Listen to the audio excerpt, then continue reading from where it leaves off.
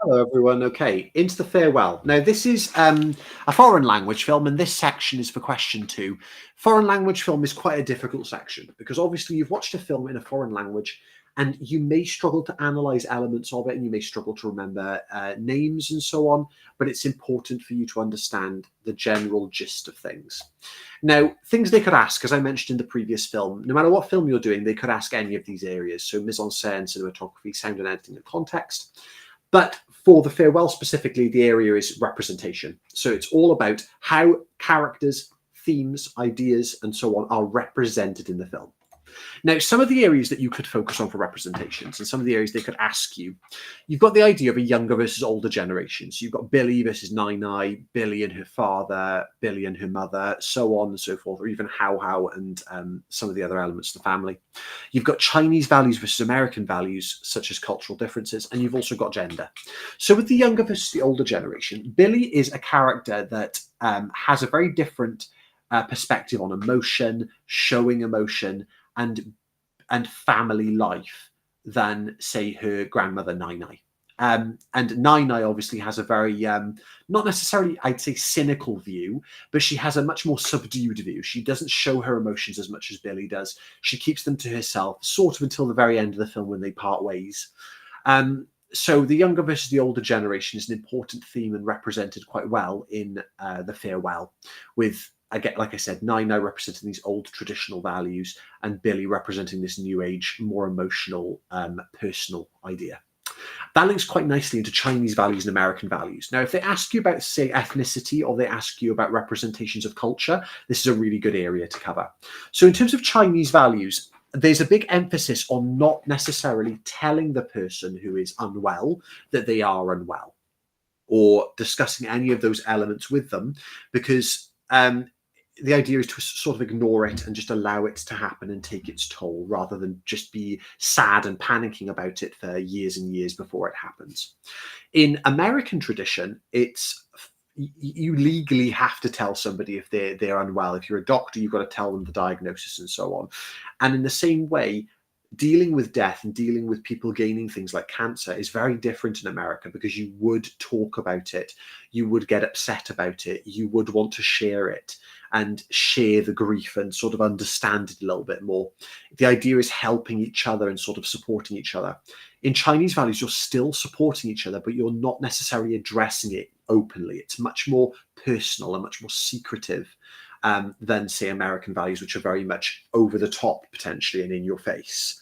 So there's those cultural differences. There's also the idea of like showing wealth, which is covered in the dinner scene in The Farewell, where they talk about the differences in terms of money and education and so on between China and America.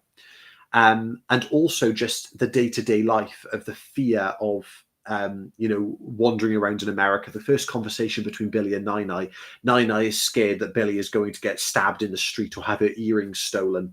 And obviously, when we go and see China, it's a bit more subdued than America, even though a lot of the areas are very, very similar. And that leads to another idea. They purposely avoided stereotypes in The Farewell. So rather than having the traditional Chinese architecture and so on, they instead focus on the similarities between New York and China to sort of demonstrate that there isn't much difference there after all. And finally, there's the element of gender. Now, just on this image, you've got Billy, obviously, who represents young women. You've got Nai, who represents older women. You've got How, who represents younger Chinese men, and then you've got Billy's father, who represents older Chinese men. And gender plays an important role in this, in sort of the way that they deal with their emotions and so on. Billy's father and her uncle are sort of very, I suppose, negative towards showing those emotions, and they sort of chastise or tell Billy off for her showing of emotion, until later when her uncle shows that deep level of emotion that he's been trying to conceal when he's at the wedding party.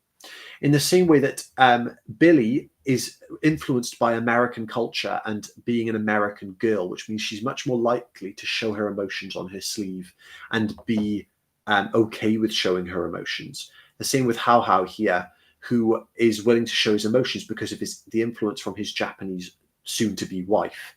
So Japan is heavily influenced by Western culture, so they're going to have a very different idea of things, even though they're different genders. It's more to do with the idea of their age. Okay. Now, in terms of mise en scène, what could they ask you? So there's the presentation of Billy throughout costume and her performance. Okay. Not only does she predominantly wear greys to symbolise her melancholic life, she also walks with a slump, and that was intentional. They got Aquafina to walk with a slump, with this idea of a sense of being weighed down. She's being weighed down by these lies, weighed down by the situation. Now, in terms of setting, as I said earlier, it avoids stereotyping. China and America look very similar to show the deep connection between the two.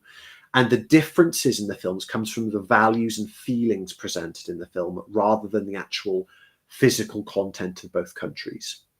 And colour often juxtaposes what's going on. So, for example, using purple and pink balloons that are traditionally romantic while Billy is crying in the sequence with her mother modifies the tone heavily for the film.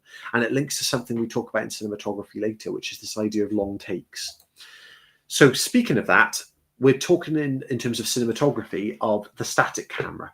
There's a distinct lack of camera movement in The Farewell for a good reason. A lot of the dialogue and interactions have immense weight and are meant to show connections and disconnection between characters. So they need to be continuous to add to that emotional weight.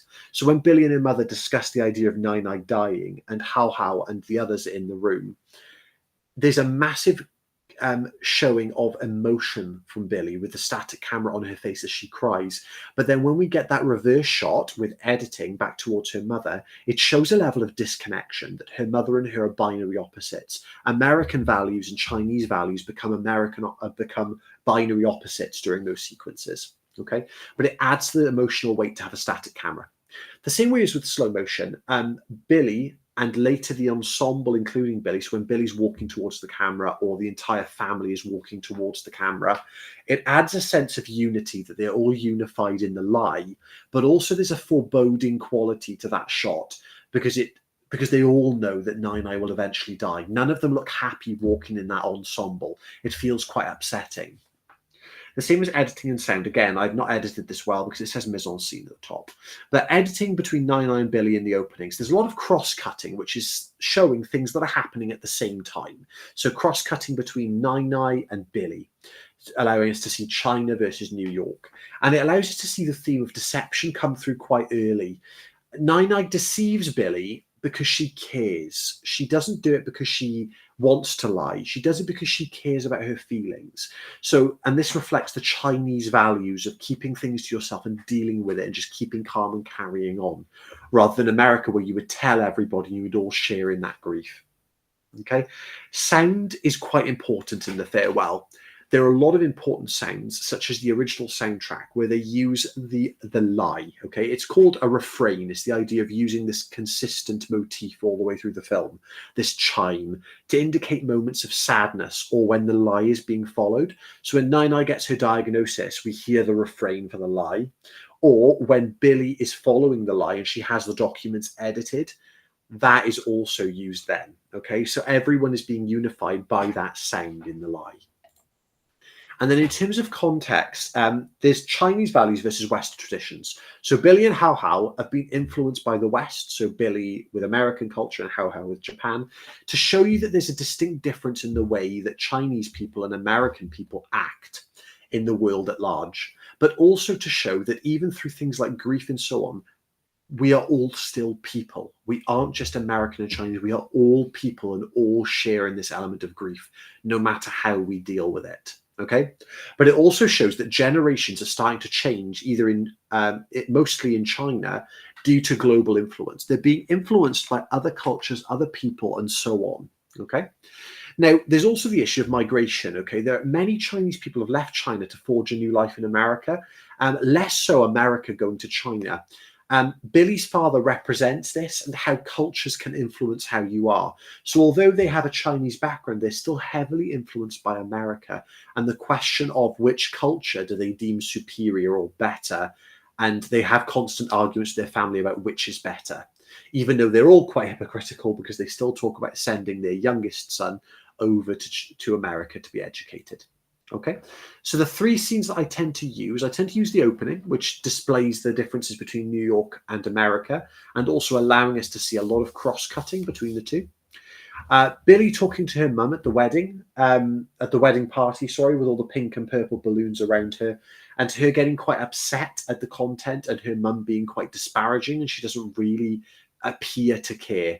And later on, obviously, this is proved wrong because she sort of gets upset in the car as well, to show that there is this element of the American influence creeping in and being upset over things.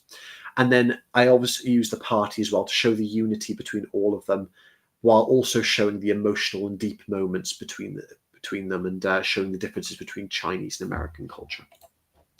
So I'm getting on to Skyfall last, but that was the farewell. Hopefully that's been useful. Thank you.